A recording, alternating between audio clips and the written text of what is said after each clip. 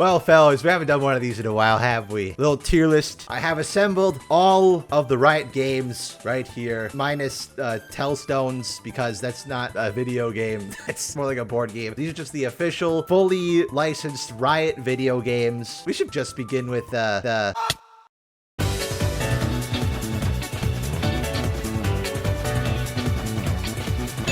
I was gonna say I should add a row like haven't played, which obviously I haven't played 2xKO, but if we're ranking these on like the quality of the game or how excited I am, I rank it A just because very excited for the game. Can't rank it at S because it's not even out yet. I think the name is terrible still, but the game looks incredibly polished. The people behind it are very passionate about what they're working on. It looks very, very promising. And now that the Alpha Lab's well and gone because this video was recorded like a month ago, I can safely say, yeah, game's pretty fun. No!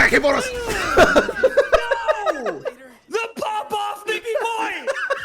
Stick carry, dude. We got TFT. TFT for me is like a B. Every once in a while, TFT will just suck me back in. TFT does, as much as they mess up the balance a lot of the time, no other Riot game is as quick to fix a problem as TFT. And of course, no other Riot game has a Mort dog. Absolutely fantastic to have a developer as open and transparent as that, who tries to be as nice as he can be and clearly loves the game that he helped to spearhead. I could not ever possibly imagine someone being in that same position for League. They would be belittled constantly. So, but absolute massive kudos to Mort dog for that. But it is without question the worst monetized game in the entire Riot Games lobby, without question. Every new piece of cosmetic material that comes out is just targeting the people who are dumb enough to spend $200 to $600 on a variant of a cosmetic they already purchased. It's awful and I hate it. So LOR is an S. This is easily my favorite Riot game. This is my favorite Riot game. I loved it from the moment it came out. No other card game is as free-to-play friendly as Legends of Runeterra, and it is what ultimately killed the actual PvP side of it, because how you gonna fund a card game when people don't have to buy the cards? I am so sad of how it's been treated. Good. Valorant. Yeah, no, I hate Valorant. I gotta be honest, I hate Valorant. I dislike the game. I dislike what it started. Somehow, miraculously, the community is worse than me. If I was playing with Athura, for people who don't know Athura is a friend of mine who is a woman, and when she talked on voice comms... So you got single? I'm not joking. On you single? Do you always try and pick up girls in Valorant out of curiosity? Nah, you sound like the one. Oh, I want to give you my girlfriend. I have literally every Vandal skin in the game, bro. I have the most Riz. Yeah, I'm rich. I'm rich.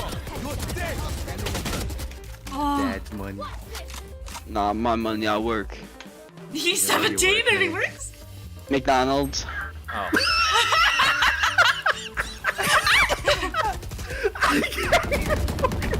People are fucking gross, man. And also, obviously, I rank Valorant low as well because I don't like shooters. So again, this is a subjective list. Wild Rift has done a lot of great things and a lot of not so great things. I think I'll put it in B. Obviously, Gacha is rampant there. It's really bad. Also, all the mini lore events they do, that's why I'm so happy Pabro is now the executive producer on League, because Wild Rift have been getting all these crazy in-game lore events like the Darius and Draven comic. They have a lot of mythic scams and stuff too, but you know, unnecessary censorship. Yeah, they had to censor, like Vladimir doesn't have his blood anymore. Thresh, they just made Unbound Thresh the default. Disgusting! So I wouldn't rank it higher than B because it does have a lot of problems, but they did also can it coming to console though, when that was like one of the initial promises that it was coming to console. TFT's major problem is just monetization. Wild Rift has a bit more other problems than just monetization. I think we bring it down a bit, but I would have put Ruin King in A. Because while I was playing through Ruin King, I was like, man, I don't like the gameplay. But then I discovered story difficulty. And story difficulty is an option to just let you skip all the RPG stuff. Just go in, skip it all, watch the story, have fun. It's S. Hextech Mayhem. So this one kind of came out of nowhere. It's a rhythm game, but it didn't really go much beyond that.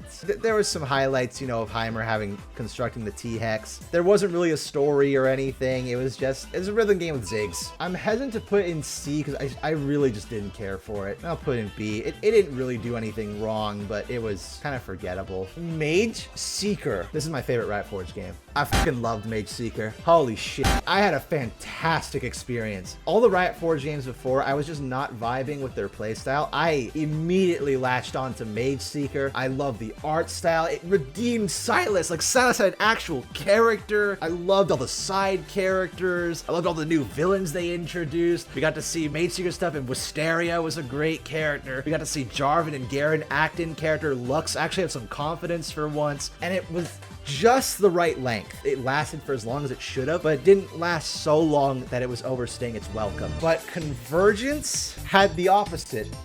It's absolutely a C. I don't know if I want to rank it in D. It's not like Valorant, but this was the only Riot Forge game I couldn't finish. From the only other Metroidvania I think I ever played was like one of the Castlevanias, and I didn't have a lot of fun. And I think this just kind of confirmed that Metroidvanias are not for me. Echo had a great character arc, but my god, like the side characters were completely forgettable. Like Rai's voice is half the cast. The way they treated Camille and Warwick and Jinx, it just, no.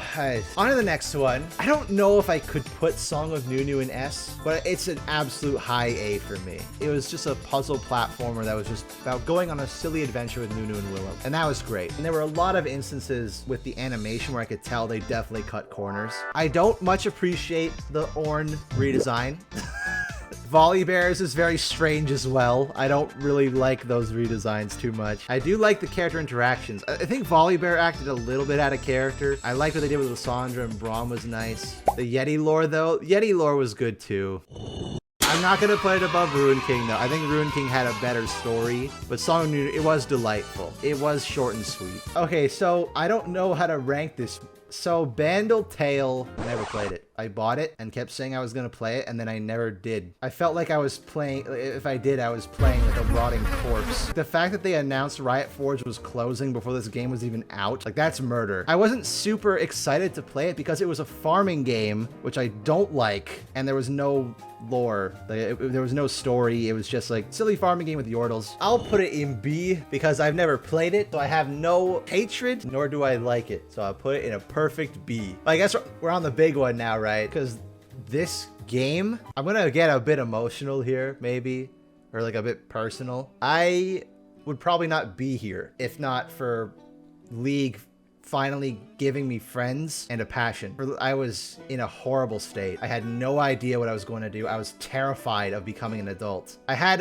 what's the term? I think is it Peter Pan syndrome? I think. TLDR, it's like most kids, like they can't wait to grow up. I was mortified about growing up. Like the day I was gonna turn 18 was like one of the most terrifying days in my whole life. And if I hadn't gone to see people, I probably wouldn't be here. As much as we meme of how awful this game is and the balance and the characters or whatever, like, and it's cheesy to say that like League in a way like saved me. I couldn't put in an S because of all the problems, but it has done so many amazing things. It itself is the reason we have all of this. We wouldn't have Mage Seeker or Song of Nunu or Ruin King or Legend of Terra or Arcane or like any of these characters or anything without it, right? It's hard to not appreciate what it has done and like the relationship it's made, the amount of extra properties it's produced, the impact it's had, what it did for esports, right? Like its impact is undeniable in spite of how many problems it has. So yeah, I think that about does it. That is my tier list of all the Riot games.